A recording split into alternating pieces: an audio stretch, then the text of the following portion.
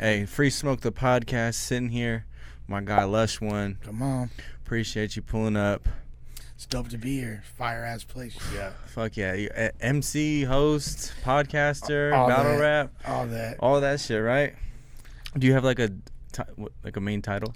No, I mean, you pretty much summed it up. I'm just a creative motherfucker that is not trying to hold down a regular 9 to 5. You know, this is all I've ever done, so I'm pretty much committed for life. Since early on, you knew you just weren't for a 9 to 5 like that, regular job? Yeah, well, like, I got into a lot of trouble when I was a kid. You know, I started, like, drinking and smoking, pretty typical for West LA at, like, 12 years old. Got arrested for the first time at 13. I was at juvie at 16. Between 16 and 19, I was, like, in 9 or 10 different facilities and treatment centers and shit like that. So, like, my ambition at a super young age, all I cared about, I was like, I want to be a dope, like a rapper that someone thinks is good on a stage, and I don't care about anything else. And by the time I was 18, 19, I'd fulfilled that ambition, and everything else was kind of like a victory lap. I didn't have an expectation of living a long time. Oh yeah, this is gonna be a good one. This one's gonna be good. Oh shit. Well, we got a lot to talk about. I mean, that was just your first 20 years. You said rehab. Getting arrested at 13, 16. I caught a felony. It was crazy. It was stupid. I was literally tagging, and they gave me trespassing, vandalism.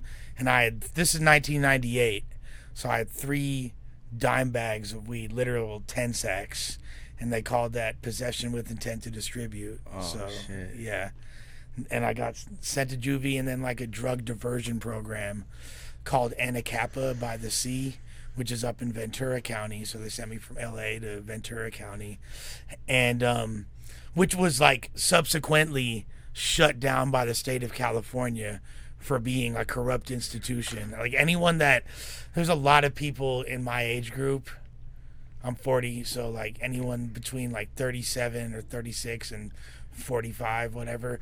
There's like anyone that is familiar with Anacapa knows that place was stupid janky, and if you fucked up there, you were either going to go back to juvie or even worse, like a placement home. And the placement homes, like, luckily I didn't have to do that, but they were fucked up.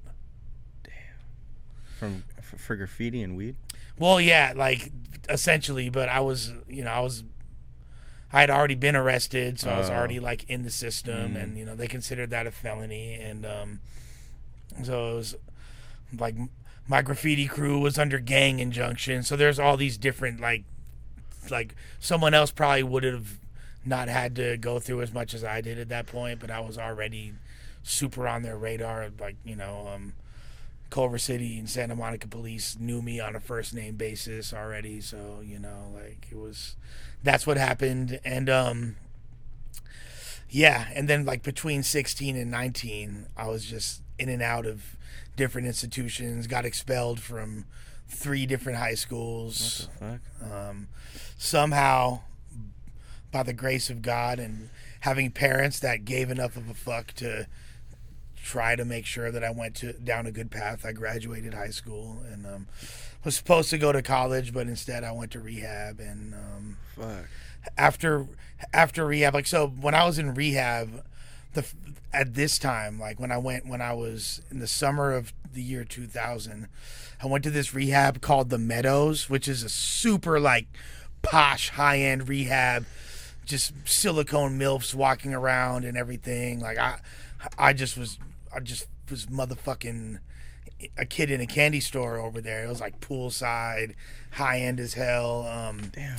Wound up like getting bopped on by like this chick that was like finer than any girl that I had fucked with like prior to that, and she was like 25 years old. She was in the rehab too? She was in the rehab too, and she was there for like, obviously, like, you know, like we found each other at a really low point in our lives. She was there for suicidal ideations. She had like a big ass scar. She had tried to kill herself and shit. And like, I remember when I first got to the rehab, I'm there and they're like, I had like the little dope fiend showing me around, introducing me to people. We go to the little laundry room and he's like, oh, that chick in there, she's like the hottest bitch in the entire rehab. And I was like, oh, word, she is. And she was, you know, super low key at that moment doing rehab, had her hair all tied back, but I was like, damn, this bitch is bad. Like, wasn't really tripping on her though or nothing. Then like a couple days later, I'm chilling by the pool. It's like like, you know, in the movies where the fine chick's like smiling at you and like points at you and you like look behind you because you think she's talking to somebody else type shit. Like, she winds up walking up to me. We chop it up for a few hours. By the way, I don't know if you probably never been to treatment, but it's super frowned upon to like hook up with the opposite. You can't, like, you get kicked out. There's instantly. like strict rules and shit. Yes, right? Like that's like the worst thing you could do besides get fucked up is like have sex. Yeah, fuck a bitch in there. And you know, we wind up like making out that night and forming this little relationship. Like, they kind of get hip to it, so they put us on, like, my little badge says like no contact with this bitch. Like, we're like hiding, like we find like the one spot that doesn't have cameras. We're like hooking up so I could like finger this bitch, you feel me, like between where the cameras are at. And so my man's was in rehab knocking bitches. That's crazy.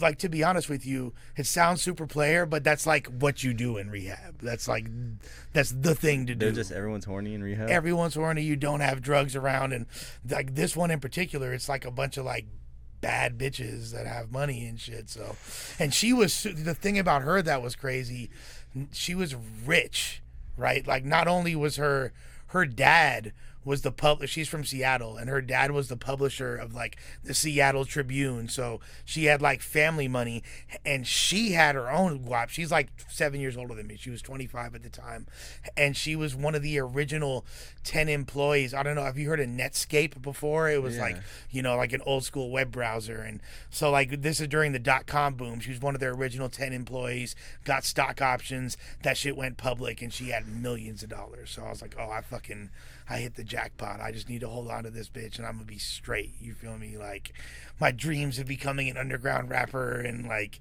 she's gonna fund it all. Yeah, like, exactly. She's gonna pay for studio time. Baby, just believe in me. Yeah, just believe in me. Like, I'm writing her poems. I'm like writing other rappers' lyrics as poems to her and all kinds, and my own poems and shit. Stealing like, shit? Yeah, straight plagiarizing fucking Living Legends bars and shit. Like, then she had no idea. No, she didn't. And eventually I think she did, but she didn't even, like, for some reason, this chick was foolish enough to like me, right? And like, she's wind up, like, after you go to rehab, they have like aftercare facilities, and my parents were making me go to one or else I'm like cut off. And she's going to one too, and the one she went to, it's like this spot called Life Healing Center. It's like some new agey spot over in New Mexico. And so it's like, all right, I need to get sent there, so I manipulate them to send me there. And when I get to that spot, I'm like,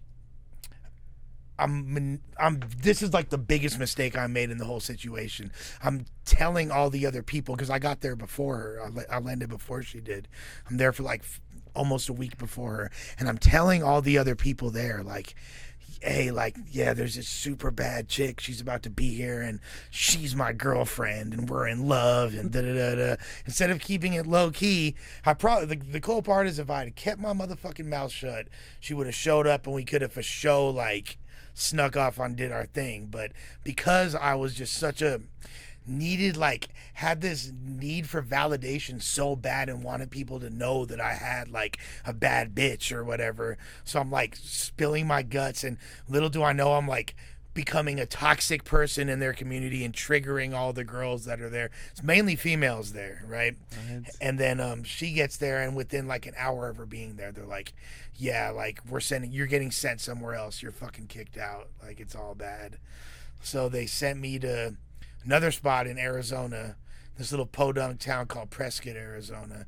And they're like, you are, it's like, picture like a way jankier small Fresno. That's what this town is like. A jankier, smaller Fresno? Yeah. Like, it makes Fresno look like a sprawling metropolis. Like, that's where they shipped you? That's where they shipped me into, like, this super hardcore, like, pound you in the ass, like, all men facility. And, like, there's a few people that were drug addicts, but the majority of the people there were there for, like, because they were fighting sex charges and like all kinds of janky shit. And I clearly didn't fit in there, but they're like telling me like, you're a sex addict. And I'm like in like sex addiction classes with people that like, there's this fucking 80-year-old Mormon dude that molested his granddaughter, and fucking it was dark place, bro. And there was like another dude that was facing hella time because he fucked his because he met some 14-year-old girl on AIM and fucked her. So it was just like super janky place, right? And so I wound up bouncing on that spot, finding some little bitch in the town. We move into motels, start trapping together, like selling acid and meth and all this shit. And then I wind up getting strung out on opiates. And which, like, I had fucked around with opiates, but I had never. It was crazy because this is like the year 2001 at this point, and I got strung out on lean like way before like most people were sipping. Like, yeah, like I knew I had sipped like cough syrup before, and like obviously fools knew like 3-6 Mafia and like screwed up click music and all that shit. So, but it was super uncommon. I remember like I went to the free clinic. I had strep throat. I go to the free clinic, and the doctor, like, I tell the doctor, like, yeah, like, I'm a drug addict, da-da-da-da. This fool literally, the doctor in the free clinic says to me, he's all, like, oh, like, you used to be a drug addict, huh? Well, I got something for your strep throat. You gonna like this. Like, he chuckles to himself, and he gives me, like, a prescription to lean with, like, 4 free refills. And, that was in West LA? No, this is I'm still in the town in Arizona. Damn. Like, I'm desperate to get back to Cali. That's all I want to do. So did he introduce scissor to your life? He brought scissor to my life, like, in a major way. And this is before. Sounds like rehab fucked up your life even more. Hell yeah. I mean, I fucked up my life, but like. But I'm just saying, you went to rehab. For sure. Then got sent to another rehab. Yep. And then another rehab. And then I'm on the streets in a random fucking tweaker town in Arizona. What did you initially go to rehab for? So initially what I went to rehab for, I was like doing all kinds of shit, but this is going to sound fucking weird. My drug of choice was ecstasy. Like Yuri. Like, that's his thing? Yeah. Yuri was saying he was taking ecstasy in high school and shit, just like. Okay, and he like grew up in Hollywood, right? Yep. Yeah. And I became turned out on popping pills. It's so funny you mentioned Yuri. He's a lot younger than me, but I was popping pills with the Russians in fucking Hollywood. Like, the Russians in Hollywood had the plug.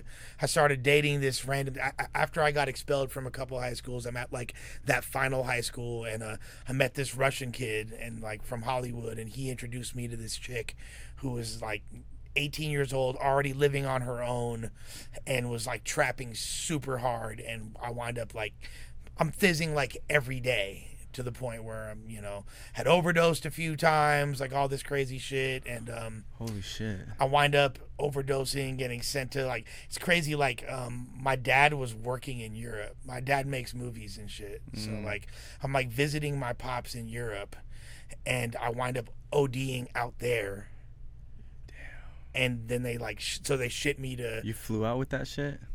No, my boy did. Like, the Russian kid flew out and had it on him. He brought it from my bitch. Damn, so you're thinking you're about to just be lit in the city. I'm in Europe. I'm about to pop a bean and just fly right now. Exactly. And it was weird. So I'm in this town this country called Luxembourg. Have you ever heard of that before? It's a tiny ass little country. It's basically, the whole country is like banks, because it's offshore banking, so people go there to wash money. You know what I'm saying? Yeah. And so I was out there, and me and the homie were thizzing out and shit, and the next day he dips, and like, I'm supposed to meet my parents for brunch. Like I'm at the same hotel as him, and I'm still like coming down. You feel me? Like it was some weird pill where it was like a tweaky ass pill. Like I came down, but then like I'm not sleeping and it's still there. So like I hit my mom in the morning. I'm supposed to meet them at like 11 or whatever. I'm like, yeah, I'm gonna be a little bit late. Let's make it 12. And she's like, okay, honey. You know what I'm saying? Yeah. Like, then I'm like, let's make it 1. She's like, all right. Then I'm like, let's make it 2. And they're like, come right fucking now. What's going on? And then I bounce, and the last thing I remember is looking in the mirror, seeing my own eyes looking back at me, like palpitating, and then like it kind of blurred all around me. What? Next thing I know, I wake up. There's EMTs speaking a foreign language I don't understand over me. Like my parents are there. I guess I had fucking passed out in like the lobby or the hotel, hallway, whatever. And then and I'm with my mom at that point's there.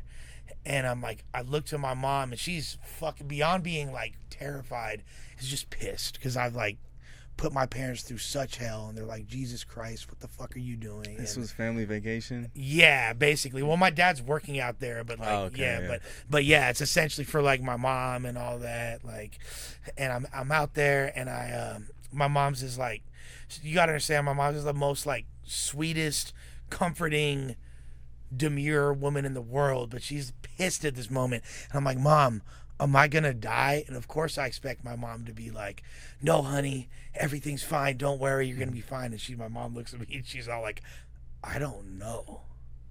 So I was like shook. So that's what brought me to the rehab initially. So wow. Long-winded answer. It was ecstasy was the reason, but now ecstasy in Europe, bro. Yeah, ecstasy in Europe. Now I'm in Arizona, strung out on syrup. Like 9 times out of 10, I'm not even like pouring up. And this is before activists even existed. There was this shit called Bar Pharma, and that was like delicious lean. And I'm literally like 9 times out of 10, I'm like sipping it right out the fucking bottle and shit. And I wind up somehow, like my parents send like a drug counselor who comes and extracts me, brings me back to the original rehab I was in. So I go there again, and then all I want to do this whole time is go back to Cali. And I have a choice of either going back to LA or the Bay. I'd never been to I'd been to the Bay. My brother used to live there, but I never lived there, and I wound up actually chasing some other bitch I met in rehab too. That was like the final decision. Like, met some other bitch, and she was from Alameda, so I was like, yeah, let me move to the Bay. And that brought me to the Bay Area. Yeah. So how old were you when you moved out of the 19. Bay? 19. 2001. Yeah. So you're moving from basically West LA to Arizona. Yep. To the Bay. Yep. Just fresh out of rehab. Fresh out the hab. I'm in like a halfway house. It was like, this might sound weird, but I'll tell you when I knew the Bay was the place for me. The date was either, I think it was April 21st, because it was like right after 420, I remember. And one of my boys that I was in rehab with picks me up, and he takes me to Berkeley, to Telegraph Ave in Berkeley. And I'm looking around, I was like, oh, this is the dopest shit I've ever seen in my life. You know what I mean? Like, love the energy. And it's magical out there. Magical, right? Especially at this time. This is like when fools are selling their mixtapes on the corner, and it's like, wow. That's what I wanted to do with my life. It's like, I'm a slang tapes and fucking live off Top Ramen and be an underground rapper. And I walked up to People's Park, which is a block up from Telly, and there is have you ever been to the Bay and spent time there? There used to be like this group of naked hippies. They would like dance naked and play their music like in the streets during this time. And these are like people, like relics of the 60s. So they're like these wrinkly, shriveled dick, old motherfuckers, but they're like loving life and have so much freedom. And I remember they were there. Like, it happened to be the day I moved to the Bay, and I just took that as like, as weird as it was, I was like, this is like symbolic of the freedom I have now in my life, like being in this repressed, like weird Arizona environment where nobody was like hip hop heads or anything, and it fucking sucked. And yeah, and that pretty much was like the catalyst for the next several years of my life. Started running naked in the city. Started metaphorically running naked through B-Town, but yeah. Holy shit. Damn, so what was the Bay Area like, and what years was this? This is 2001. I moved out there. So the first several months I was there, I was in different halfway houses. So I'm living in a halfway house in San Leandro, but I have no intention of being sober. Like, I don't want to get fucked. I'm like, yo, I'm gonna stay away from like popping this, doing blow, shit like that. But I really want to just like smoke weed and drink and just, you know, have a chill life. So like I would like bad place to go. Yeah. Bad place to go if you're trying to avoid that, especially in that era. Yeah, but like, so I was able to do it for a while. Like, shit was pretty chill. And like in between drug tests, I'm smoking weed, you know what I mean? Like going out drinking, like meeting people, just getting kind of plugged into making music. I live in a couple different halfway houses, and then finally I get my own apartment. The first one I got before I moved to, in between halfway houses, I wind up living with one of my homies that I met and his family in the projects off of 35th and Suter in East Oakland. And they like took me in and adopted me. I was like their little like stray white boy cat that they had family adopted. And, wait, so you were living in the projects like that? Yeah. Damn. Over there on Viola Street, right off 35th and Suter. You get pressed a lot? I mean, like, yeah, I definitely got pressed. I definitely went through some shit. I got robbed, you know, all kinds. But I also got a lot of love, and like that really, like, as much as I'm born and raised in LA, I'm super LA to the core, West Low, Sport Vita, but like so much of my game and just like the way my mind works and like just grew up a lot living out there in the Jacks and the East Side, and that was, you know, like free my boy Carl, free my boy Norm. They're both sitting down for a while now. But what do you think the difference is between LA and the Bay? Well, like, yeah. The Bay Area is a lot more down to earth. Like, people are a lot chiller, but there's a lot of misconceptions people have about LA. A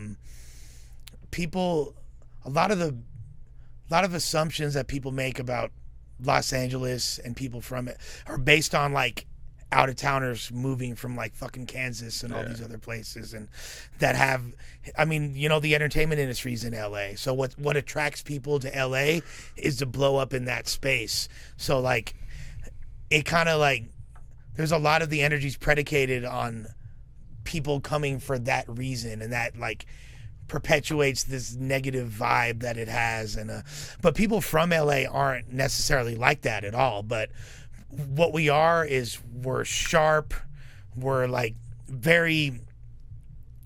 we could see things before it happened, we grow up fast. People that move to the Bay, they're not going for the entertainment industry, so it doesn't have that there.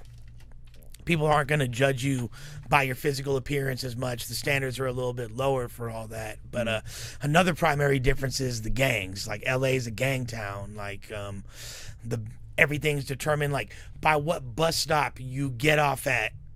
You're from this hood. You know what I mean? Like, that's who you fuck with. That's where you're from. Like, where your grandma stay at. That's like, you know, where your grandma grow up at. Like, that's defines who you are so much. Now, the Bay Area, like East Oakland, is full of turfs, and fools like bang their turfs like gangs, but it's not based on, it doesn't have the same politics. And there's like Serrenos, Norteños, all that shit, but it's not the same.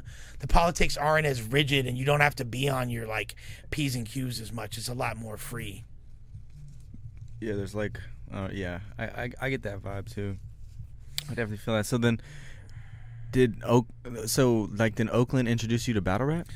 I had been rhyming since I was super young, and I had been battling fools like in school and like in different neighborhoods. But when I moved to the town, linked up with my boy Norm, and we started like we would be out there rapping and just would go hood to hood battling fools, and that just became, I kind of got a reputation like the white boy that could freestyle good and was battling fools, and it was kind of became a thing. And then I wound up joining a rap group with two of my other homies from East Oakland, my boy Plex Rock and Ajax, and we formed a group called Delmon Crew, Delinquent Monasteries, super fucking underground hip hop from the back in the day type name, which would get laughed at now, but we were like dope at the time, and I was like the dude in my crew that could battle, so I started entering little tournaments and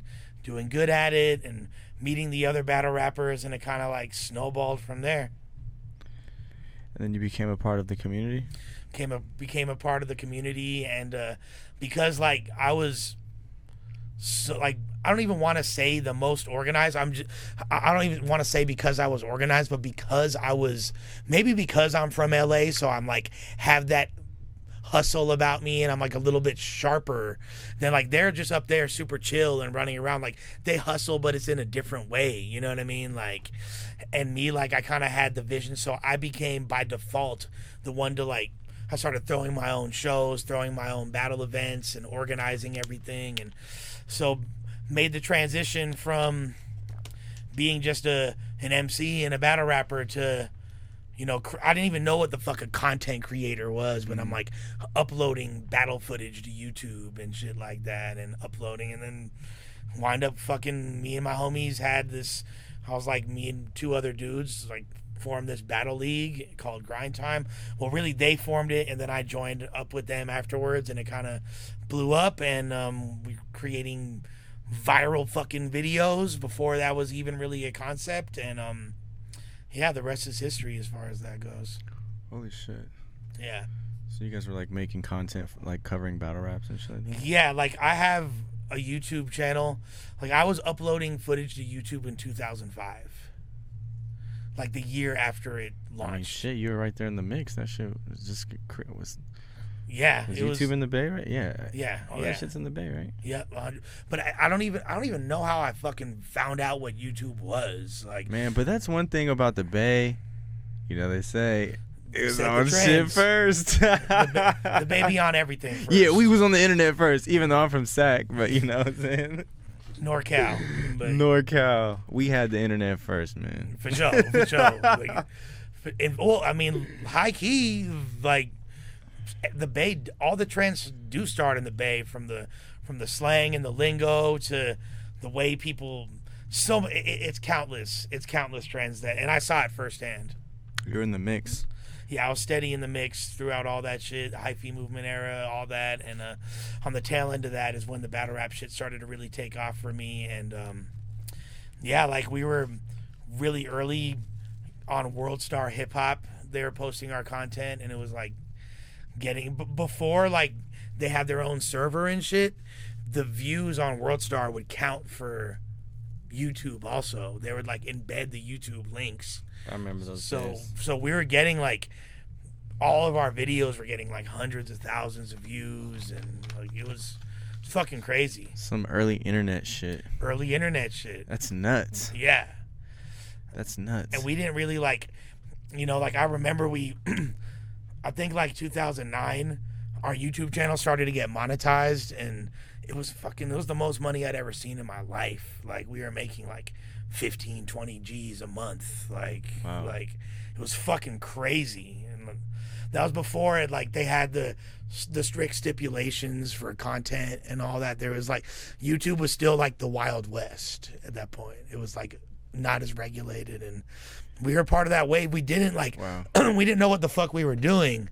So like we didn't capitalize the way we were supposed to. And I had no business sense. I didn't go to school for any of that shit. Well, that's what I'm curious. It's like seeing maybe like a no jumper do what they're doing right now. Like, do you ever have those thoughts? Be like, damn, like I could have turned this into a bigger network or something. You know dude, we fucked all the way up. Like we knew at a certain point, because you just got to keep in mind, like what I told you earlier. It was my ambitions in life were super simple. You know what I mean? And I was already on my victory lap. I wasn't expecting any of this shit to pop off. I was supposed to be dead in an alley by now. You know what I mean? Like, so the fact that I actually had this, that people recognized me in public, that I had this like internet fame, that I was, you know, known, like people that I looked up to in the world of hip hop and shit were like recognize me and were fucking with me and like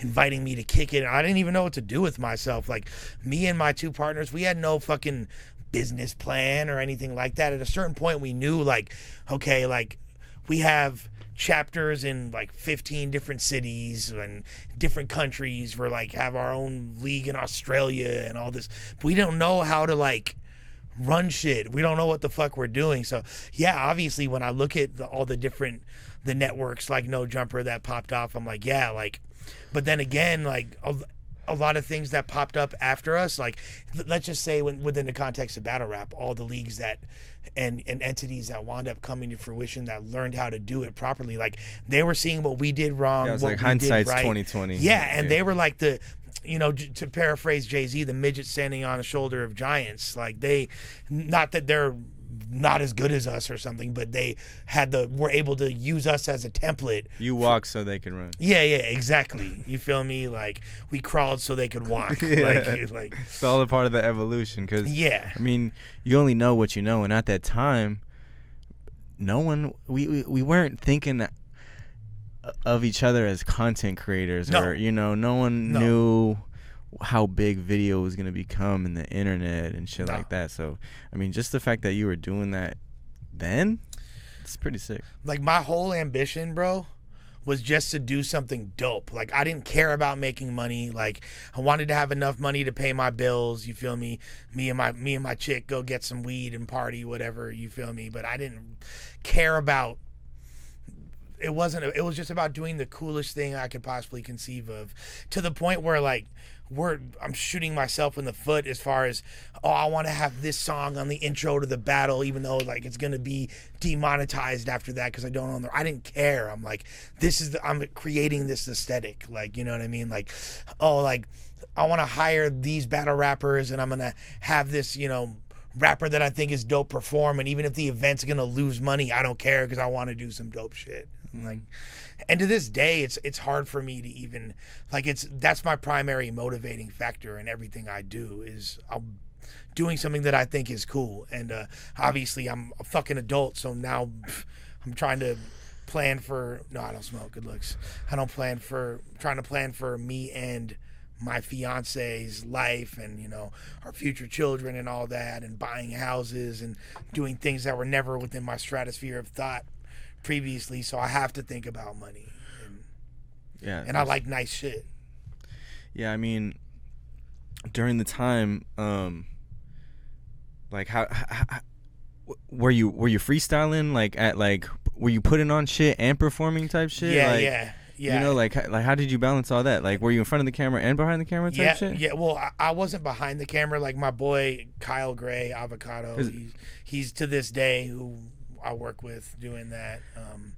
He's really dope as far as filming and editing, and this dude does CGI and VFX for major motion pictures and shit, and like battle rap is his hobby, and he wound up like becoming super. It's like kind of creating the UFC type of shit. It's you were creating something like exactly. That's not even a YouTube channel. That's like a whole different. That's the whole thing. And yes, I never stopped rapping. I never stopped but at the same time, I kind of got to compartmentalize it, because at the end of the day, it's not about. This isn't just like a vessel for me pushing my impose. Like if I have enough notoriety and like I'm big enough as to where like if people like my music, they could find it, you know what I mean? But I can't make that this isn't all just like a Lush One as a rapper commercial. You feel me? That's kind of corny to me.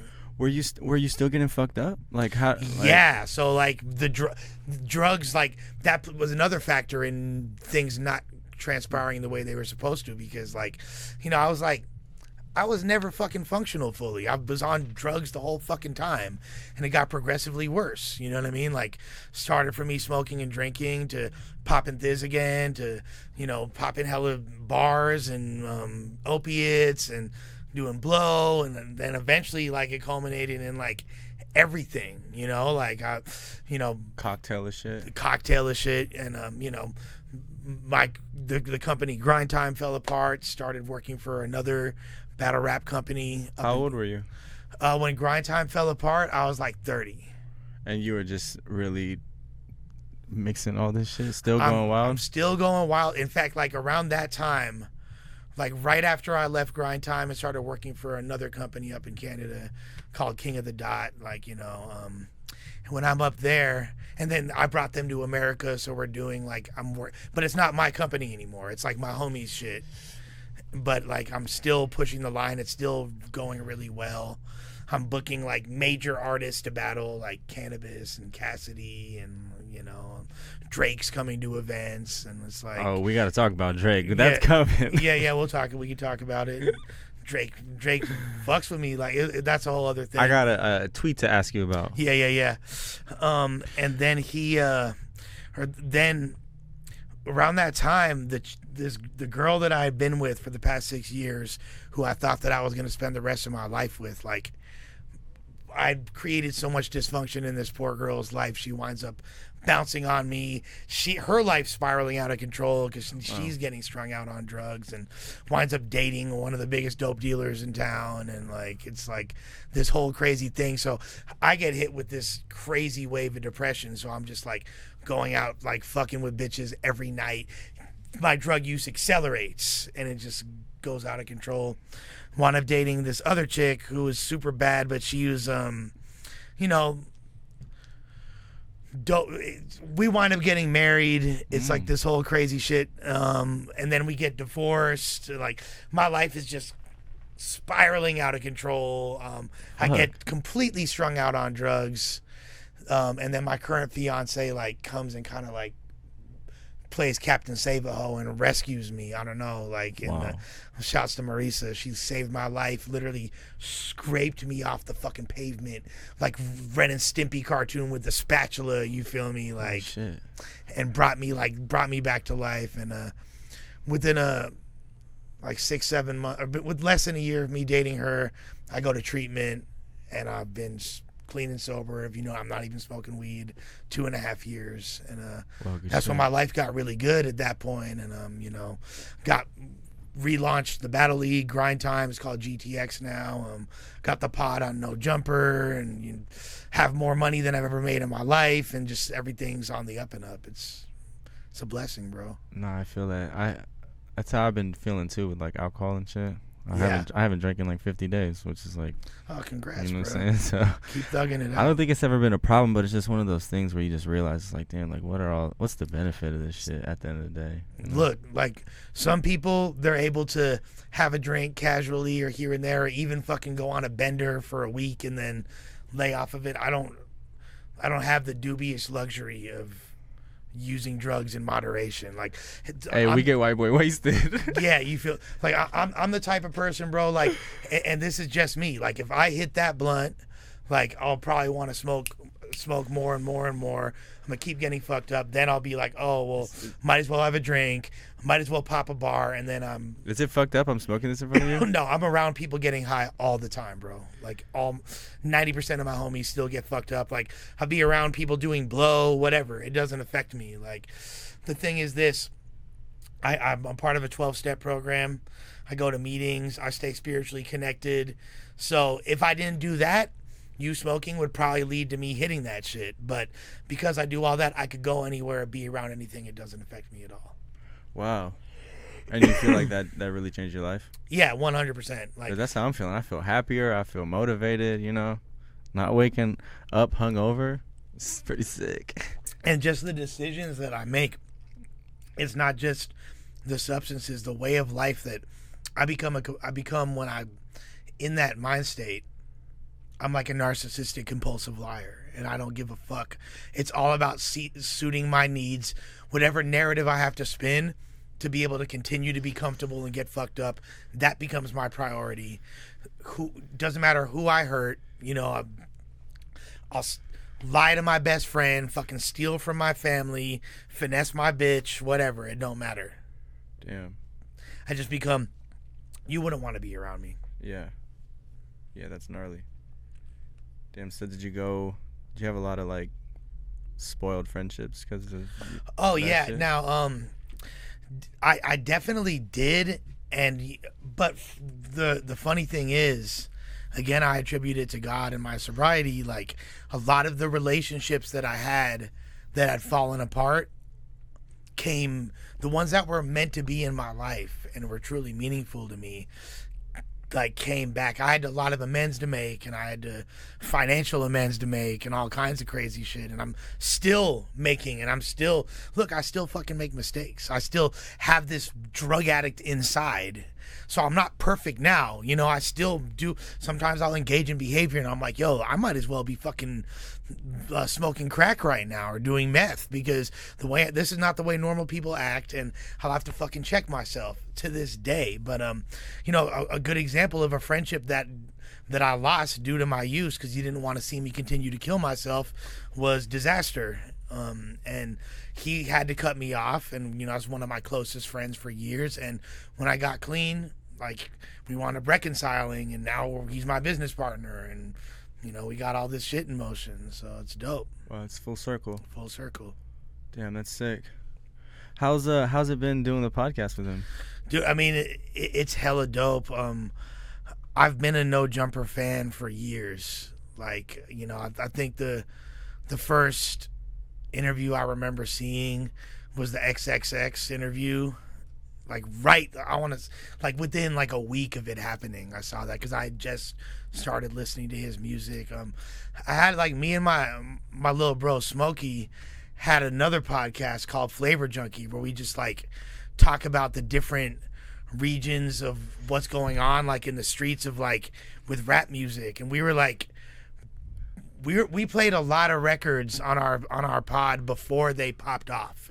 I'm not saying they popped off because of our podcast. Like, we had like a dope little audience, but it wasn't like big enough to be like legit. We're like micro taste makers, you know what I'm saying? Like on a small level, but like we played you know, like, for example, like we played like EXO Tour Life before it was out. We played fucking Magnolia Playboy Card before it was out. Like, you know, big records. So I was like hip to XXX before a lot of people were, but then I saw Adam's interview and I just became like addicted to it then and started, you know, and people would always, like, there's probably thousands of tweets like, yo, Lush, you should be on No Jumper. You should get interviewed by Adam. And I always like wanted to, but I was like, man, like, and some of my homies would get interviewed and pop up on there and shit. I was like, man, maybe one day it'll happen, but I just, you know, I didn't really know how to go about making it happen. I figured, like,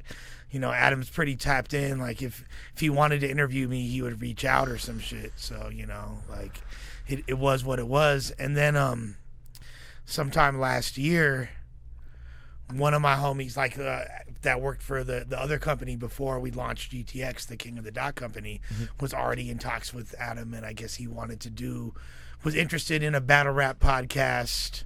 So I popped up over there with them at the meeting, and the meeting was going on, but it didn't seem like anything was happening.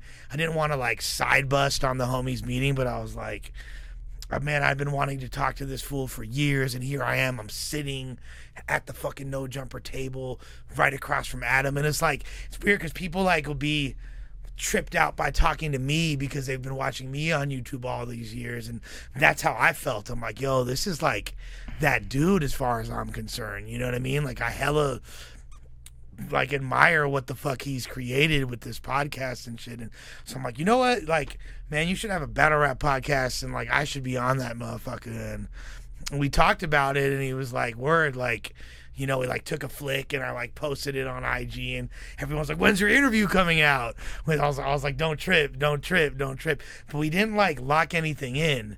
And, like, the dude, the homie Charles that brought me there, I'm, like, waiting for him to, like, make some headway and lock some shit in, but nothing's, like, coming to fruition. Like, I'm sending him different show formats and all this shit. And then, you know, he was already cool with Diz, and Diz already had, like, an episode that had over 1 million views and shit. So he wound up pitching him the show, and they agreed to it. And then it's been cracking ever since. It's been really dope to do it, but I kind of feel like I want to, like, we're like our own thing. We're like a separate entity, but we're on No Jumper. I think a lot of people don't know, like, a lot of people know that we're on there, but we're not, like, I don't feel like a part of the No Jumper community as much as I'd like to be. I'd like to like integrate with them more. Like I feel like I have a lot to offer as far as what I bring to the table as a podcaster, and I'd like to be brought into other podcasts or like co-mingle with them. You know, I've known AD for years. That's the homie, and like since I've been over there, I've become cool with you, Adam, Gina, Duno, like every Blasey, like everybody's cool as fuck, Yuri, and I'd like to be more like in the mix with that, hopefully, and not like, and kind of integrate myself more, because I feel like some of the audience has been turned out on the podcast, and we definitely, some of our episodes do pretty decent numbers and shit, but like I feel like a lot of people are still like, who the fuck is this fool? Who are these dudes? And you know, and I like that we bring something different to the table at No Jumper, because it's like, you know, battle rap, it's like outside the box from what they got going on, and the people we're bringing on is outside the box, and we're just focusing on creating dope content. It's not necessarily in the realm of virality that fuels the engine of No Jumper, and I respect the fuck out of like Adam and Laura and all them and Josh, like for having the vision to even have us over there, and like they believe in us in the long game and shit. But what I want to do is like kind of find a middle ground and like at least being integrated more in the community, like as far as what exists over there at No Jumper, you know. I have a great deal of respect for it, and I don't want to just show up, you know, a couple times a month, shoot our pods, and then dip. I'd like to maybe like when we're shooting on Monday, maybe I'll fucking just post afterwards and you know, like see what the fuck happens. That's really like sometimes half the shit is just like people who are around. All right, you know, it's one of those. But yeah, I definitely feel you on just like wanting to be more involved and shit. It's good to know. I mean, you feel like you guys are like the underdogs, low key? Hell, high key. We're the redheaded stepchild. You feel me? Like, there's a lot of people, and I don't feel this way about anyone in the office, but I feel like there's a lot of like people watching No Jumper that want us the fuck out of there. You know what I mean? Like, they want to see us lose. You know what I mean? Like, and they're like, who the fuck are they? And a lot of it's like people want their own podcast, and they're like, well, I should be over there. Why are these fools over there? You know what I mean? Like I want to fucking wipe up Adam's jizz after the fucking porn shoot or whatever. Hey man, I'm not doing any of that. Nah, but I'm saying like some of these fucking weirdos would do that shit. You know what I mean? That's a fact, man. I guess there's some of the craziest DMs and shit. That's what I'm saying. There's some fucking, but no, I definitely feel like we're the underdogs. But I would like to. I'm open to being more integrated in that, and like I have long vision for doing podcasting, and I know that have a relevant voice in this space, and it's not even just relegated to battle rap, like beyond that. Just, you know, like I've been obsessed with hip-hop culture my entire life, like, and I fuck with every segment of it. There's not a single like scene that I'm not privy to and like don't have a opinion on, and it's all I care about. Oh yeah, I get that vibe that you've always been that encyclopedia type, like always consuming the shit. I mean, even you said you tapped in with my shit, you know, which I thought that was sick. I was like, oh hell yeah, you know. So that says a lot. No, I've seen your pod before, and like, like, dude, like when I'm into something, if I don't fuck with something, if I'm not inspired by it, I have no motivation, and I won't care. But if there's something that I think is dope, like I'm gonna like internalize every single aspect of it. So that's kind of where I'm at with it. Yeah, I know. That's kind of where that's how I want to be in my direction for the podcast too. But like we were talking earlier, it's just kind of hard to maintain that standard nowadays. It feels like, at least, because it's just a sea of bullshit and just, you know. Yeah, everyone's got their own pod and shit. Yeah, I mean, everyone's got their own pod, and people want to see just drama. They want to see conflict. They just want to see bad energy shit. Right. And you know, like the positive energy shit, or like the motivation, inspiring, like sometimes seen as corny shit. You know, like that shit. The shit that really will make you get up and change, or you know, like it just kind of gets overshadowed sometimes, I feel like, if it's not. For sure. And like that's one of the things that I would like to, if like let's say the battle rap podcast, the God Tier podcast starts going really well, and like am able to do more shit at No Jumper. One thing I would love to do is have like a recovery podcast. You know what I mean? Like, especially like shit, you got all these fucking kids popping perks and Xan, like, yo, that was fucking me. Yeah. And I found my way out and I changed my life as a result. And I totally understand the other side of the, like, I think it'd be a good way to balance the content. You know what I mean? Like, yeah. Yeah, I mean, even just in the hip hop space in general. The hip hop space in general. It's just a lot of negativity if you really think about it. It is, and you know what? Guess what? I'm the same fucking way. Like, anytime there's beef or there's or conflict, or I'm a click on that shit probably quicker than I am. So I'm a part of the problem, and I understand it. I overstand it. I understand it. I'm just not same. I'm guilty too. So you know, but no, I admire you for leaning into just trying to create quality content and, you know, thinking outside the box. And because at the end of the day, it's the more difficult approach, but I feel like the long-term rewards, if you in fact do break through, it's gonna like be a much more sustainable model for success. Yeah, I'm an independent artist right now, still trying to get it, you know. You know, we'll see where it goes. That's how I feel about it. No, you get into it like already, like where you're at. Like a lot of people would fucking saw their grandmother's leg off to be in your position. So no, I agree. That's why I just feel like, damn. I know you ain't do your grandma like that, right? No. All right, good. Shouts to grandma. But that's why it's one of those things where I was just like, damn, like I gotta buckle down, kind of focus. Yeah. You know, make most of this moment because so many people would die to be here. You know what I'm saying? So just like, damn, I can't fuck it up. I get faded all the time and trying to, you know. You never know, dog. Like when. And that's something I learned. Like I thought that once that Battle League shit was popping with Grind Time, I thought that I was gonna be on top forever. And then all of a sudden, like, you know, I have nothing going on and I'm trapping and it's all biz ad. Like, yeah, I mean that stress that of just like having to maintain sometimes on a hustle of yours that's not a 9 to 5, like that shit's stressful. It is, like, well, especially it's like this. Like if you're a business owner, you have to pick up the phone. You have to handle biz and you have to handle it as soon as it comes in. Or at least, I'm not saying you, I'm saying I have to as a business owner. Like if I want to be an employee and just go somewhere and collect a check, that's totally cool. But if I want to be in a boss, you know, ownership position, what I need to do is my phone need to stay on and I can't let shit get in front of me or get ahead of me or else I'm gonna fail. And I can't run away and hide. I can't take vacations. Like there is no weekends. No, yeah, I agree. And like, I mean, what do you think about the content creation space now though? Like in the current scene? I mean, clearly like like super oversaturated. But I mean, it's interesting because you've seen the whole tsunami start. Yeah. You know, and right now it's biggest it's ever been. Right. But I mean, like, do you think, like, what do you think of it? Well, there's two different things about it. Like, based on what you said, essentially, like, it's more difficult because it's so many more people are doing it. But it's also a lot easier because there's so many more resources available to it. There's this industry that's been created already. There's templates for what to do.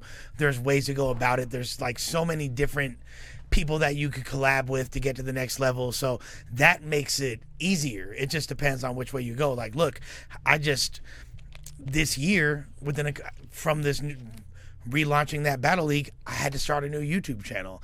And I had to do it bare bones, no subscribers, from having a channel that had 1 million subs and all this shit. You know what I mean? Like, now I'm back to square one, and it's having it be my own is the most rewarding thing in the world. Like when you hit those little milestones, 1,000, 5,000, I got 6,000 subs now, and like, I'm about to get at my first 500,000 views. Like it feels really dope, and I'm getting monetization on my channel. I have a network deal. Like all that is like, it's really, really rewarding. And what's crazy is what I kind of noticed about it with YouTube in particular, and I don't know if it's strictly an algorithmic thing or what, but if you've had a channel for a long time and you've been in the content creation game for a fat minute, a lot of like the accounts that are your subs, they're inactive accounts, and like the videos aren't getting engagement anymore, and it's kind of like dead.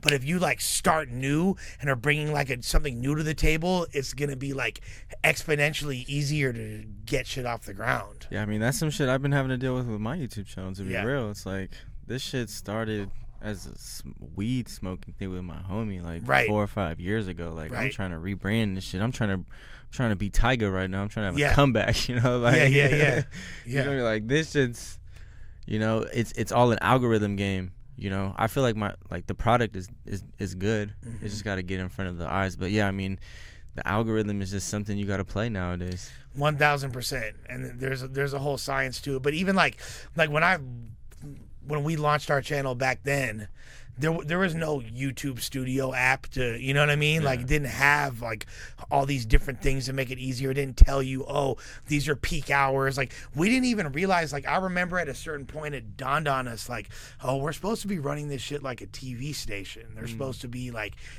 videos that drop at certain times and a schedule and different shows. We were just like, here's a battle, it's out. You know what I mean? Like, there is no Instagram to cross promo with. Like, we're literally like using the HTML to post it on fucking MySpace. Like, so it's changed a lot. And you know, I've always just like the music I listen to, I'm always gonna fuck with the classic golden era music, but I'm also interested in what's cutting edge and what's next, and that applies to technology, and you got to stay ahead of the curve or else you're going to get passed up. That's just the nature of the way this works. Oh, that's facts. So you're like still constantly checking for new artists? Constantly. And, you know what I'm saying? Constantly. Running the circuit? Yeah, I love it. I love it. You feel me? Like, it's got to, you know, like, and it's not, I will say that when I got sober, it did alter my taste like a little bit to the point where like I can't listen to just, you know, like mindless trap music 24/7 like I could before. Or like there's certain artists that probably would have resonated a lot more to me that came out, but I still listen to a lot of ignorant shit. Don't get it twisted. Like I be on all the fucking Detroit shit. I be on all the Stockton and Bay Area shit and all the LA new LA music. Like, so, you know, like I'm still like the ignorant shit, but certain things like that probably would have resonated more. Like I don't be like jamming Yeet like that. You feel me? But I probably would have a few years ago. But you're familiar. Yeah, of course. Yeah, but I'm familiar. Like I'm up on everything. So how you learning this? Like how do you learn new shit, dude? Like the main thing, like my little bro Smokey he's a DJ and that's all he does. Like he'll spend a few hours every morning, and we've been doing that since way back, since back in the and like he'll spend hours a day just like scouring. I guess his YouTube algorithm's crazy to the point where like shit just appears, and then we'll see shit on IG or because there's not like blogs anymore. You know what I mean? Like there's no Tumblr. Like that shit's not like lit like that. It's literally I'm finding out shit. My girl asked me like, how'd you find out about this artist and shit? Like literally like somewhere on IG or YouTube. Like there's no Twitter. There's no centralized like spot to get put up on a game. That's like, I feel like that's like it's like a fly flex. Like when someone asks you, yo, who is this? Right. I live for that shit. Yeah, dude. that moment is magical, you know, where it's just like putting someone on a song. Yeah. You know? And I mean, even just if you think about the business of being put on to something before it gets popping, like that's how people make money, you know? 1000%. And that's I don't want to say, it sounds corny if I'm like I pride myself on that, but like I low key do. I have all my social media followers will always be like, oh, like what's Lush listening to? So they like there's like a whole contingent of people that I put on to that never would have heard of certain artists that love that shit. You know what I mean? So do you ever see yourself like making your own content? you know? Yeah, I mean, I would love to. I low key already am. Like what I'm doing already is, but as far as that goes, yeah, I'm talking you at the crib, live streaming, you know, album reviews, some shit like that, you know? It would be dope. I had a show on Twitch. We took that Flavor Junkie show to Twitch, and because the company that I was working for had a deal with Twitch, I was on front of console and the shit was popping. I should have been developing my own channel, to be honest with you. But yeah, I definitely think that would be ill. Because a part of this podcasting game, especially, is being put on shit and being exposed to all types of things and being able to deconstruct, you know, talk about the shit. Yeah. You know, and I feel like your background and your enthusiasm, you're enthusiastic for this shit. You feel me? Like, yeah. No, I appreciate that. You're low key inspiring me to want to step that up. No, I mean that would be sick. I think you could be a good podcast host for real. Thank you. Because I mean, especially nowadays, we're seeing a lot of the dudes who have been around, seen a lot of shit, you know, starting to come out, tell their story, you know, share stories, become their own, you know, platform or network or whatever you want to call it. No, for sure. And like, I see a lot of people that are doing it, and I know that I'm more up on game than they are, you know, like on everything from the music shit to fashion. Like I've been, you know, on streetwear and fashion forever, and like I've know the history and the context, and I would love to contribute to those spaces more on a constant level, like on some content creation shit. And you know, like I think that sometimes people kind of get me twisted, and I sometimes I watch the podcasts like that we do, and I think that people like think that I'm more arrogant, like really like I'm just like a chill person, and I want to just do something cool and contribute and, you know, have fun and chop game with people. Like I don't think I look back at like the original interview we did with Adam, and I was like, I hate myself in that interview. I'm like, what a fucking waste of an opportunity. Like because I'm like, dude, I'm on No Jumper, I have to be super cool, like, and I'm just like unnatural and like putting hella extras on it, you know. Like I feel like I wish this conversation right now was what I had on there. Yeah, I feel that. I definitely see it. You know what I mean? Yeah, that's interesting to think, because I mean, my first impression is just like, oh, this is just how the dude is, you know? So yeah. Like, all right, you know, like, but yeah, right now it's like a different. You feel like you got to put on something, or you got to put on, well, you know, some extra. It's because everyone does it. But the thing is this, like, it's all legitimate aspects of my personality, and I think when people, it takes people a while to get used to me, and then when they do, they're either going to be like, the way it was in battle rap when people first saw me is like, what the fuck is wrong with this dude? They would like use the word, and I don't like using this word because it's like wigger to describe me, you know what I mean? Like, and when like, you know, like most of my homies are all like black and Latino, like some Asian, like I have white homies too, but like predominantly not, you know, and like this is like how I've always talked and how I've always been, and it's just like intrinsic to my being. But people like get me twisted. They think I'm putting on more of an affectation than I really am. So people would get me twisted, and then after a while they'd get used to me and be like, oh, that's kind of just how he is, and like, yeah, he's a little bit awkward, but that's like, but he's got his own swag, and like people fuck with it. And I'll bop on your bitch, by the way, but that's a different story. See, me coming from Sac, I was just like, yeah, bro, like he's exactly regular. I was like, I mean, that's what I'm saying. How many white boys you know like me from Sac? Like, you know what I'm saying? Like too many. A decent amount. Like, yeah. I'm kind of one too. You know, right. I've had to deal with that to an extent. You know, like, right. I don't know, like, I try to be myself at the end of the day, you know, but I mean, you are what you are. You're a product of your environment at the end of the day, I believe. And I think I kind of lacked the awareness of how I came off to other people until like I essentially like grew up on YouTube. You know what I mean? Like people saw me through my 20s and 30s, and now I'm 40 years old, and they've seen me over the years, and they've seen the consistencies. Hopefully they saw the deterioration, and then like the rebranding and the growth. And so like I wouldn't say I put it on, but I'll say like at times I'll lean more into certain aspects of my personality. But I do feel like I was trying to be the coolest version of myself when I was first on No Jumper, and I was like, oh, this is where all the fucking little hipsters are watching, and everybody's so fucking cool, and like I gotta make sure that they see how fucking trill I am. And then it winds up being like, yo, who the fuck is this kid? Like, you know, who's this old ass man trying, you feel me? Like that's their perception of me, you know? Like, and then at a certain point I'm just getting more and more comfortable being myself. But at the same time, I'm not going to fucking square up and be like, well, hey, my name's Nick. Welcome to my podcast. Hope you're all enjoying yourselves this evening. Like, that's disingenuous to who I am. For sure. That's me putting on. That's me switching codes more, if anything. You know what I mean? I have to deliberately, as opposed to just me being. But, like, what you're seeing right now, I feel, and I attribute it to you as well, and like the environment here, and just it be like, this is like the realest I could possibly be. Like there's 100% telling my story and being myself.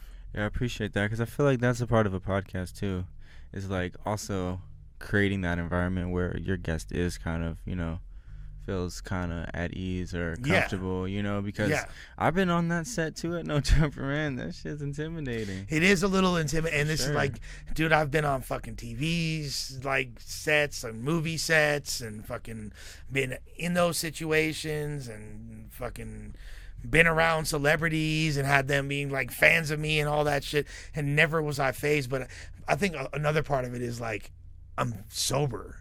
So I can't like lean into like, let me take a few shots or pop a bar and just let it flow. Like, so it's a little bit more like, yeah, but at least you're aware of it though. You know? Yeah. I mean, this podcasting game is just, no one's really good at the first time they try. Yeah. You know what I'm saying? Like, there's always room to improve. Your at least first year or 2, 3 years. I mean, even Adam's always trying to improve shit, you know? And I'll tell you what, I didn't realize, like, I've always known he's really good at what he do, but like, I didn't realize how fucking good he was until I was like, damn, that fool is dialed the fuck in. Yeah, man, like, it hit me one day when something was going on, like some fucking bullshit, like some issue he had to deal with. Guest comes in, like, okay, like the interview's going, but he's still got to deal with this bullshit we're setting up, and then he just like puts his phone do not disturb. Yeah. Gets in that mode where he's got to interview this person now with all this shit going on in the back of his mind, and it's just like, wow, it's like, this dude's really a professional. Like, he really does this shit. And like, and I can relate because I'll be running events. I have to be on camera, be entertaining, have a personality, dictate the, if you're hosting a battle, like I'm essentially like dictating the entire energy. No. I have to be cognizant of what's on camera, what's like the 800 people in the room that I'm trying to like keep calm but still energetic. And then like while I'm fielding text messages like, oh, this battle rapper's running 30 minutes late, what do we do? Like, oh, someone's car is getting towed outside, oh, this person can't get in the like, I'm simultaneous and I have to like compartmentalize it. Yeah, so I can relate to that. And when I see him do that in the context of podcasting, it's like, yeah, I gotta be in the same vein, but just like I just want my personality to shine through, and I'm confident in who I am as a person, that like when people get used to me, I know I might come off as a little bit abrasive to people, but when they get to know me and like they can kind of like sink their teeth into who I am as a person, like they might fucking love me at a certain point. Like I've turned a lot of people out that used to like hate on me super tough.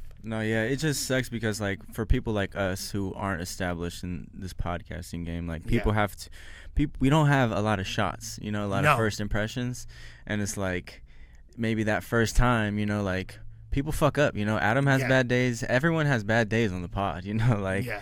But they already got that following, so it's like they give them that slack. They cut them that slack. You know what I'm saying? So it's a cutthroat game, man. Yeah. Well, and that's what I noticed about the No Jumper audience. Like once they like you as a person, like you could damn near do no wrong, and like they might roast you like, hey, like this fool was fucking up today, or this fool's fit was whack today, or whatever, but they're gonna still like support you. They'll flip sometimes. I feel like they're a little finicky. Yeah, they're a little finicky, but yeah, I mean, it's just hard to win them over. But it's like Sharp can do no wrong, T-Rail can do no wrong. It seemed like, you know what I mean, like. Yeah, I mean. I think, and they're good at what they do, so I get it. Like, I think anyone can do wrong. You know what I'm saying? So I like where it's at, though. It's just crazy to see where it's blossomed into. Like, we're about to move into the new spot. It's fire, you know. But yeah, bro, just pull up. You know? Yeah, I'm just gonna start making myself more like. Hit me, man. Like ideas. We'll get some shit going, bro. No, for sure. No, like I've been wanting to say that, and I know, like, you know, like I could hit Adam, I could hit, you know, whoever over there, and say that. They'll probably just say the same shit. Just pull up. It's good, you know. Like, and I just need to not feel as, you know, just feel more comfortable. Yeah. Because I like everybody, I like the vibe, and I'm very grateful for the opportunity, and I want to see it continue to grow. Yeah, it's been a fun ride. This shit's really sick. I mean, it's allowed me to travel, do dope shit. Like, it's fun. No, that's ill, bro. Like, so when you moved from SAC down to LA, did you have any idea where this was going to lead to? Like, did you already have in your head, like, oh, I'm a fuck with No Jumper? Or did you have, like... Well, so I was shooting music videos, and I was just kind of following wherever the video was, like up and down Cali type thing, you know? But I was talking to someone there because I already established a relationship, because my YouTube channel, the VBC, we met up with Adam, and I had reached like 50,000 subs on the channel, and I hit him up. He was daily vlogging at the time. I was like, yo, let's link for a video. I'll pull up to your store with a 50-gram blunt. You get a title, whatever. That's how I initially like had the relationship. It was the 50-gram blunt that did it. Weed saved my life. Yeah, man. Yeah. Like, it's crazy. And then I just made contact with someone there. Nah, them tucks saved your life. You feel me? You gotta have some mega tucks. I'm telling you. So, I mean, I just established a relationship there, and then I was just tapping in. Like, I graduated college, and I was just hitting up everyone, trying to get jobs at Complex, Empire, like Hot New, anywhere I could. I was putting resumes in, hitting people's DMs like, yo, I'm in LA. I could stay at my family spot in Culver City. Yeah.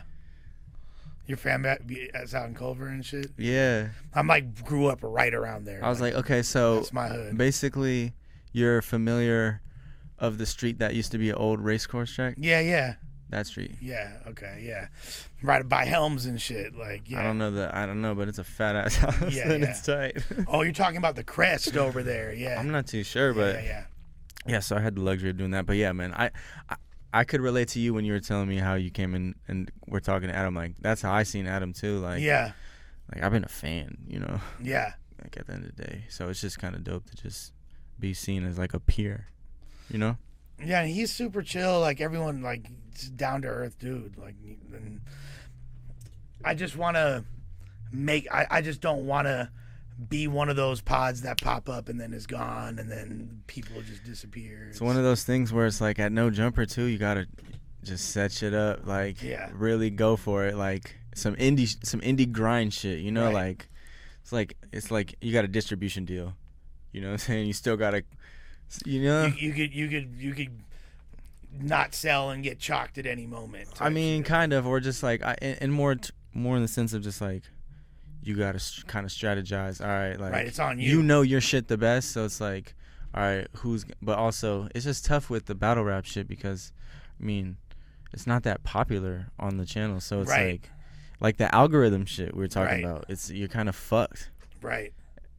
So I mean, I think for you guys, you should play the game of YouTube, and maybe even leaning on the other characters on the channel. Yeah. You know what I'm saying? we'll figure out some shit. Come on, I appreciate the support because I'm down for it. No, I mean, you know I went to that Drake battle rap. Yeah. That was my first battle rap ever. I fell in love with it. This shit's tight. Yeah, no, it's ill. And it's crazy to be a part of it. And you know, at the end of the day, I've been doing this shit for so long. Like I said, been rapping since 1996, and I'm just getting started as far as I'm concerned. I'm gonna do this till I can't. Like, I'll one day be fired to be like on an entrepreneurial level, but still but be on some Tim Westwood shit too. You feel me? Like, minus the weird controversy. But have, you know what I'm saying? You feel me? Have every rapper coming on and spitting bars on my shit and fucking, it's like a must stop destination for. Yeah, I mean, it's the era of independent, low key. You know, bro, the tools out here to do this shit, especially content creation, they're getting way easier, way better. The world's for the taking, for sure, man. I mean, it's just going up.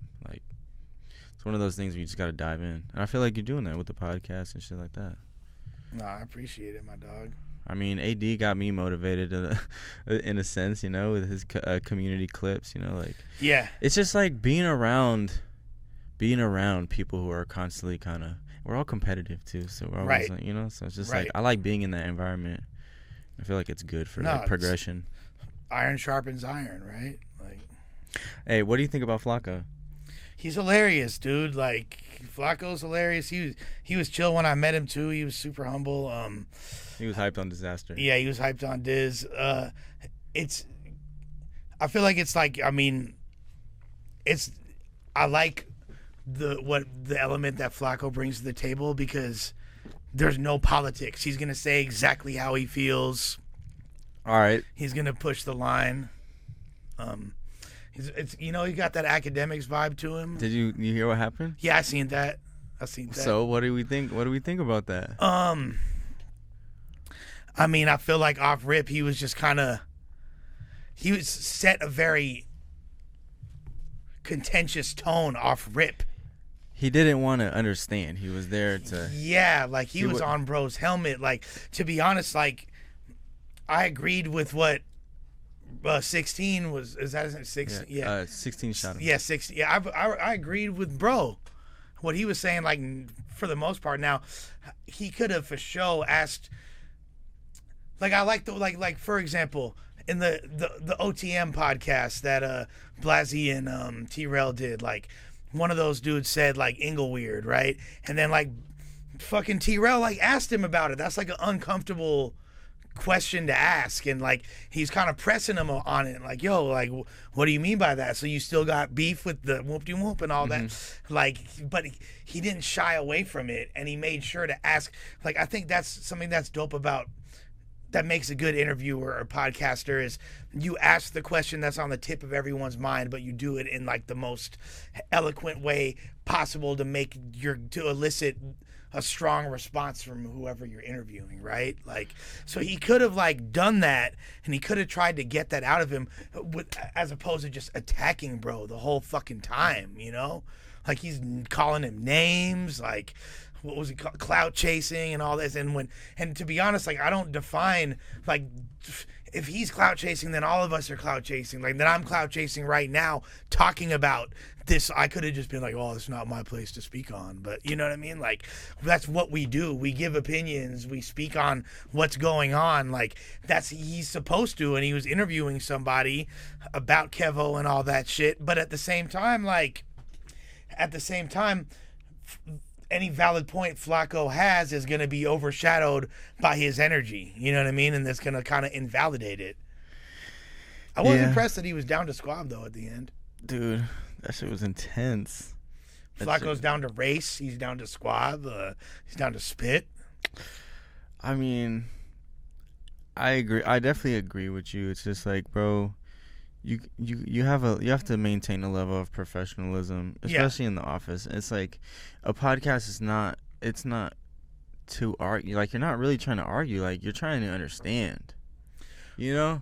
Right, but that does make for good content. And if everybody, like, I feel like it's good to have that voice of dissension that's going against the grain, or someone that's willing to speak up, because there's certain things, you know, you're a street dude, you can't fully put yourself out there like that. You have to, like, adhere to certain codes that a random dude like FLAKKO don't have to adhere to, because he doesn't fancy himself a street dude. I feel like those lines are being a little blurred nowadays with, like, people like, you know what I'm saying, ADT-Row, who are able to ask those hard-hitting questions, like, you know what I'm saying, pressing dudes. See, they do that, but they do it in a very seasoned. calculated way. They're seasoned. And they're very smart about it. And then there's certain things that they're just simply not going to touch on.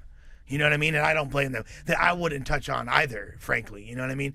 But FLAKKO, you know what I'm saying? He don't even give a fuck. Like, he'll go there. And I feel like he might lean into it a little bit too much, but it's creating that's his brand now. And that's who he is. And people either going to watch him because they like it, they're going to watch it because they don't like it, or they're going to watch it because they know he's about to say some crazy shit. But regardless, it's translating to engagement, and that's what it's all about. Man, fuck that. I'm in the office every day. FLAKKO's hot, man. You feel what I'm saying, though? Yeah. Nah, I know, because, like, at the end of the day, like, aside from that situation, like, FLAKKO has came into the office and done something that's pretty hard to do. Like, he's came up super quick, you know, like, he was in his shit, and then now everyone knows him in a month period. Right, like, that's crazy. He knows he's doing something right. Yeah. I just think, I don't know if he's just like an innocence, or if he's just like on some evil genius shit where he just like doesn't give a fuck and is, you know, like, or if it just really doesn't click. Like, bro, you can't really disrespect people like this. Or does he just have like some kind of Tourette's or some shit where it's just like there's no filter whatsoever? Yeah. We both know the word for that. Yeah. We know what it is. We know the truth. But he fuck, dude. I do like, at the end of the day, though, I feel like whatever it is, it's a necessary evil, and it works in the context over there, you know. Like, I'm envious of the fact that he could be like that. And almost, I wish I didn't have so much of a career to worry about. I had to learn that a long time ago, because I used to fly off at my mouth. Like, I stopped, and a lot of it was when I got clean. Like, I would stop. If I didn't like a rapper, I would be very vocal about it. You know what I mean? Like, this fool is trash. This album is trash. If you listen to this, you're a fucking lame. Like, you know, I can't do that anymore. Yeah, I mean, it just sucks, because as a podcaster, you have to be unfiltered, and it's like a fine dance. I see AD do it. I see Adam do it to an extent. You know, you try not to. Right. And that's the thing FLAKKO's gonna learn the hard way. It's like, you cannot 100% solely be yourself and not give a fuck about having any relationships with anyone, because no one's gonna want to work with you. In order to be super big, you have to play the politic game. Like, you got to politic. Well, and there's rappers that I've interviewed before, because, you know, I've done interviewing for years. I've interviewed, like, had a radio show, had all kinds of shit, you know what I mean, prior to this. And even on this pod, I'm not going to say who, but there's rappers that I don't fuck with that I've interviewed, you know what I mean? And I can't, like, lean into that or let that be known, because it might be shutting me out of opportunities. And one of the rappers that I interviewed, who I hella don't fuck with, is one of the most popular pods that we did. So it's like, now I fuck with him as a person. He's a cool dude. I just don't fuck with his music. Yeah.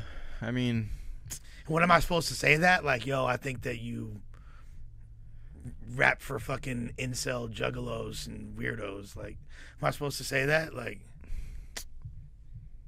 I mean, I guess it's not what you say, it's how you say it. Yeah. So, I mean, but that's a skill to be learned, especially on the pod with the live, you know, the lights and all that shit. Yeah. I feel you. But also, I think I realized that at a certain point, and I know House Phone's really good at doing it. Like, he don't really give a fuck. He'll say how he feels. But me, like, as an artist, I feel like it has a certain accent to it if I'm, like, talking down on other rappers. like makes me look bitter or some shit. Yeah, like, I mean, they'll just be able to spin a narrative. Yeah. In the comments, and then that is right. reality to people, and it just gets fucked up sometimes. It's about, like you said, it's a balance. It's about being careless yet careful, aware yet free. Like it's really it's hard space to navigate. And I don't know, like I'm gonna just use this podcast as a frame of reference because I feel like this is my voice, and if I could always be in this mode right now, I'd be lit. Yeah. I mean, I definitely think it's easy to get there. You know what I'm saying? Like, and definitely that's something I've been having to deal with too, with just like promoting the podcast or just being more like in your face with this shit. Yeah. Like that's just something I've been having to deal with too, where it's just like, all right, it's uncomfortable. Well, yeah, you seem like somewhat, I don't want to say introverted, but you're not like loud and shit and in people's faces like that. I'm just chill, You're a chill cat, yeah. Yeah, I mean, I'm always holding the camera in people's face, so it's just like, Right. And in the office, I be trying, What do y'all fools be doing all day? Yeah, move the mic a little bit like this.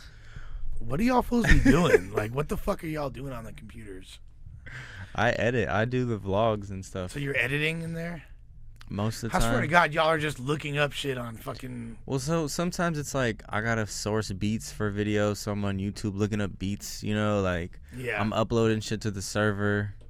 I'm mostly editing though. I'm transferring footage, I'm exporting.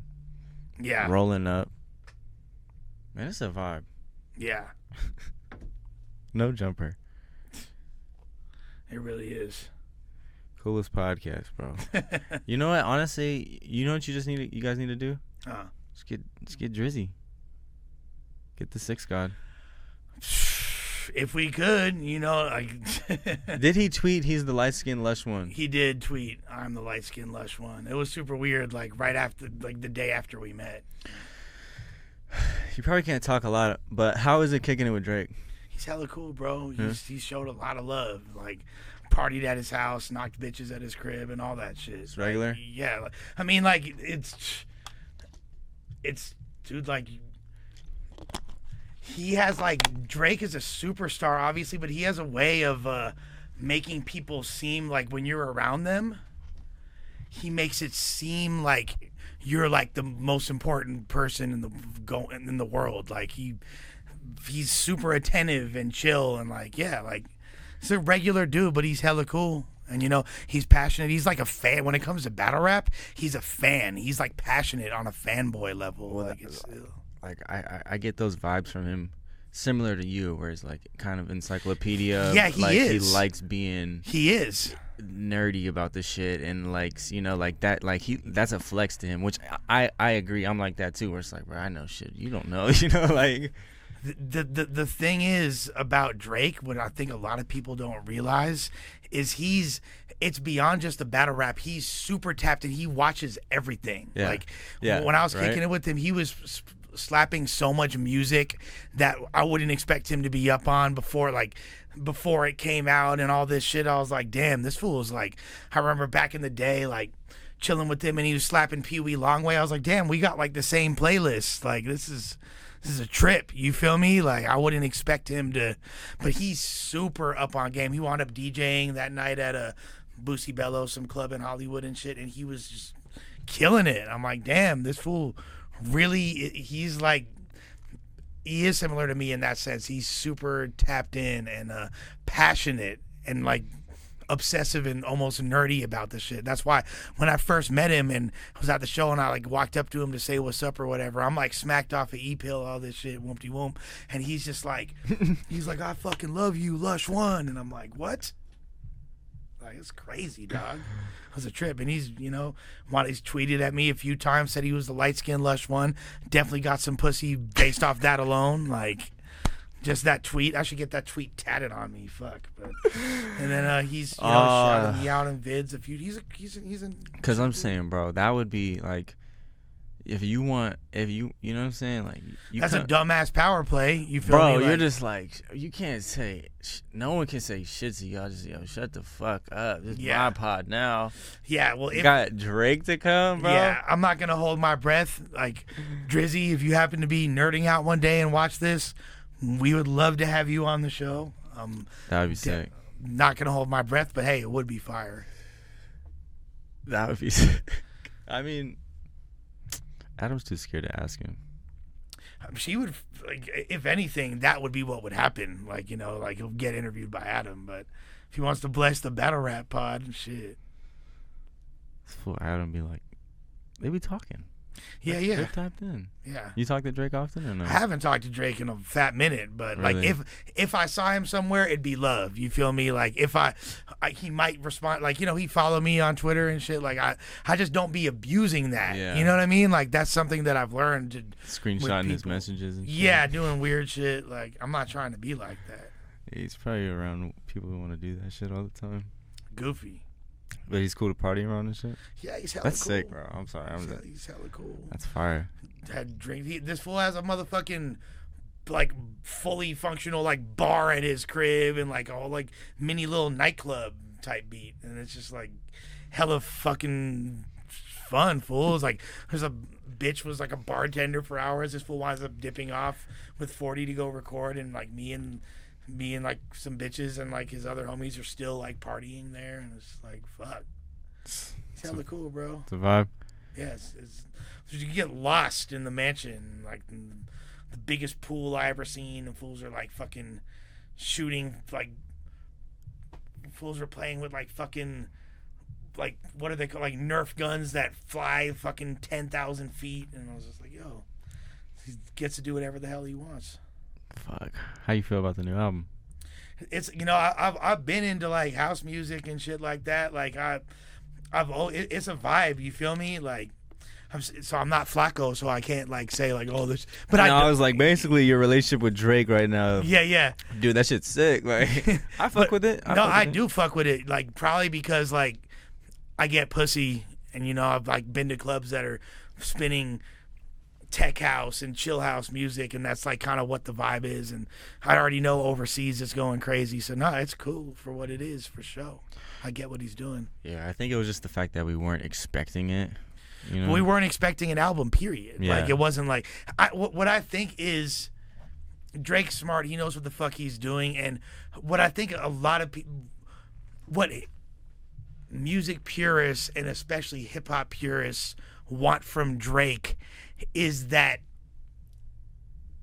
a whole track of the time and location, 5 a.m. Toronto, like, you feel me, like records, like of just him. They want his version of Jay-Z, The Blueprint, or some shit where he's just gonna be barring, even though he's given us so many bars over the years already, and he balances that out with the thing is, like, after he did this, he's got so much in the bank as far as cultural capital with the bitches. He can actually now go and do an album like that, and the bitches are still gonna fuck with it. He doesn't even need to sing on any tracks, or maybe have a few little singy hooks, and he could do that, but he don't have to. I feel like, but I wouldn't be surprised if we see that record from Drake in the next couple of years, and then because what else can he do at this point? I know, like, I mean, at a point you just wonder, like, bro, is this shit even fun for you anymore? Well, like, I think that what was lost on a lot of people is this fool set DSP records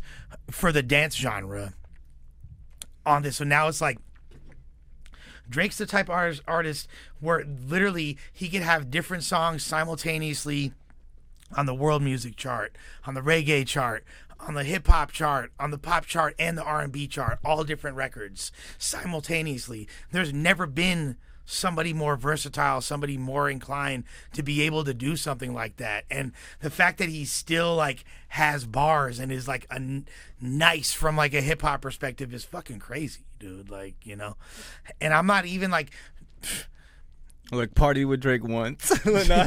No, that's the thing. Like, I don't even be jamming his shit like that. You feel me? Like, and it was a few times, motherfucker. We partied a few times. But yeah, no, that's legit facts about him though. Whether or not you fuck with him or not, you can't even deny that about him. And even what I was about to say is, even if I don't jam him, I'm gonna hear him everywhere regardless. Bro, I play Drake all the time. That's what I'm saying. And whether or not, like, and even if you didn't play Drake, you'd still hear it all the time. I low-key got an Acura TSX because of Drake. Okay, look at you, young flexer. You know, I feel like Drake in the Acura days right now. Yeah, no, you're the so far gone Drake. Yeah. And like I love that. I'll find myself slapping that shit, or like, I mean, best I ever had. My favorite Drake verse ever is him on Aston Martin music. Like that's quintessential Drake. Like I'll slap shit like that all the time. I mean, not even just looking at Drake, like those moments for any artist, I feel like that's where you get the most fire shit. For sure. You got the hunger, you know, you're not rich yet. Yeah. You're not jaded to the industry, you know. Like you just want it. You feel it in the material. Yeah.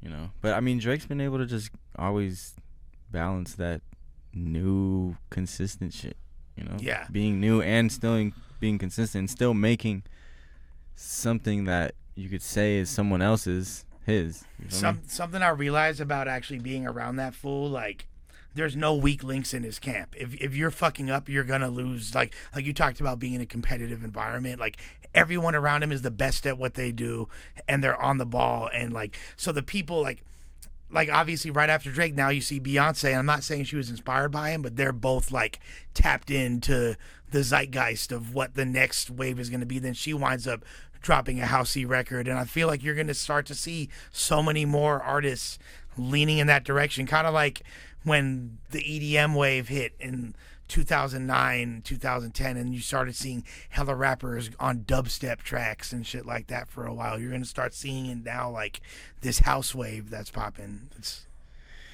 It's nuts, just like the blend of genres we hear nowadays. Which is ill. I like that. I love it. I live for that. I've been slapping a lot of that Pink Pantheress.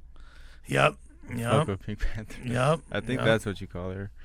Yep. That sound is tight, like that UK kind of pop type shit. For sure. I love that shit. And like the fact that the way that music is like infused with the bounce of the grime and like UK drill to an extent, like the drums and all that, the percussion from it, and how that's like influenced New York, but that was influenced by like Chicago gangster rap, the original drill, you feel me? Like, and it's all, this coagulation of different styles is ill.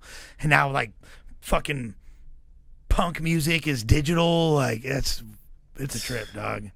Blink 182 is super hot. Like, dude, I got it, because I also shoot music videos, right? Yeah. So I got in a little wave of shooting all these rock music videos. Shit's played. Yeah, for sure. Fuck that shit. For sure. But the way things go in cycles, we might even see that make a resurgence. Just regular rock music might.